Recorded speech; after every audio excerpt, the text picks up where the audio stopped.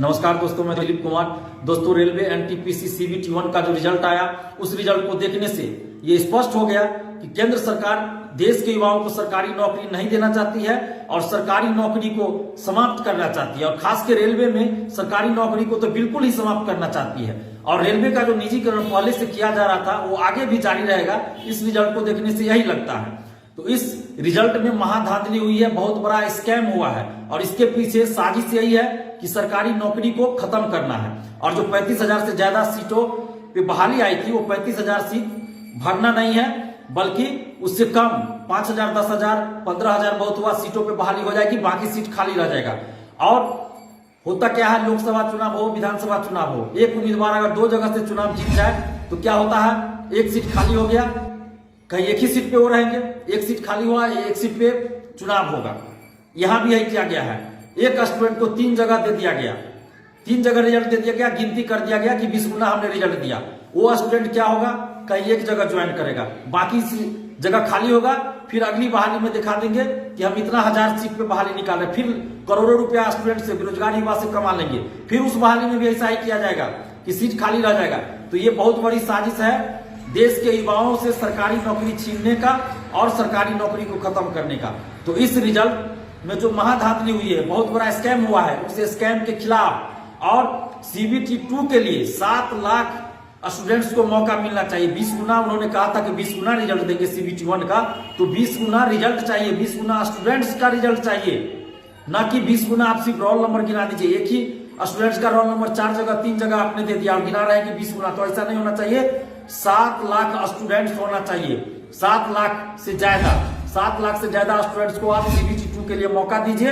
इन्हीं मांगों को लेके कल 18 जनवरी को डिजिटल प्रोटेस्ट हो रहा है और इस डिजिटल प्रोटेस्ट में ट्विटर पे महाआंदोलन चलेगा, हैशटैग का अभियान चलेगा, जिसका हैशटैग आप लोग देख सकते हैं। और इस हैशटैग में कोई भी संशोधन नहीं कीजिएगा, अपनी तरफ से कुछ नहीं लगाइएगा। जो भी हैशटैग दिया हुआ है, उसी हैशटैग का हूबहू इस्तेमाल करना है। और हैशटैग आप लोग गौर से देख लीजिए। कल 18 जनवरी को सुबह 11 बजे से ट्विटर पे कोहराम मचा दीजिए, क्योंकि ये किसी एक की लड़ाई नहीं है, ये देश के युवाओं की लड़ाई है, ये देश के वर्तमान और भविष्य की लड़ाई है, ये अन्याय के खिलाफ लड़ाई है, ये अधर्म के खिलाफ लड़ाई है।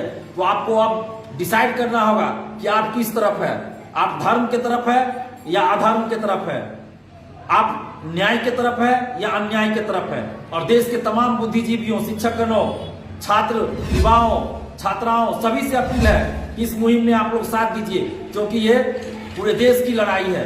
अगर आज हम चुप बैठे रहे तो कल को हमसे हमारा जमीन, हमारा घर जायदाद भी इसी तरह छीन लिया जाएगा। आज सरकारी नौकरी को खत्म किया जा रहा है, अगर आज हम लोग चुप रहे तो कल को होगा हमसे हमारा घर भी छीन लिया जाएगा। तो ऐसी नौबत नहीं आए, इसलिए आज हम लोगों को आवाज उठानी पड़ेगी, मिलकर आवाज उठानी पड़ेगी, क्योंकि ये किसी एक की लड़ाई नहीं है, पूरे देश की लड़ाई है। और जो हैशटैग है उसको आप लोग देख लीजिए, इसी हैशटैग का इस्तेमाल कीजिएगा। हैशटैग है हैशटैग RRB NTPC, इसमें पूरा कैपिटल लेटर है, उसके बाद अंडरस्कोर 1 स्टूडेंट, इसमें 1 डिजिट में है और स्टूडेंट में सभी लेटर स्मॉल है। उसके बाद अंडरस्कोर 1 रिजल्ट 1 डिजिट में है और रिजल्ट में सभी लेटर स्मॉल है। तो इसी तरह आप लोग हूबहू यूज कीजिएगा। और देश के तमाम शिक्षकगणों, छात्र छात्राओं, सभी से अपील है इस मुहिम में साथ दीजिए, क्योंकि ये किसी एक की लड़ाई नहीं है, ये पूरे देश की लड़ाई है। और जो हैशटैग दिया गया उसी हैशटैग का इस्तेमाल कीजिए। और कल 18 जनवरी को अन्याय के खिलाफ इस लड़ाई में सभी लोग साथ दीजिए। धन्यवाद, जय हिंद।